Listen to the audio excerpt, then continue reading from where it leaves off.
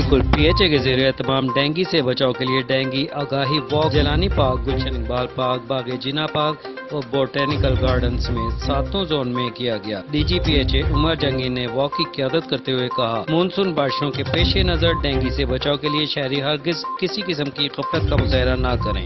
PHA ने monsoon से dengue मच्छरों की अफजाइश की रोकथाम के लिए इस वॉक का एहतमाम किया। पार्कों और दफातर में डेंगू से बचाव के लिए आगाही मुहिम के तहत एंटी डेंगू स्प्रे और डेंगू हिफाजती इक़दाम शुरू कर दिए गए हैं।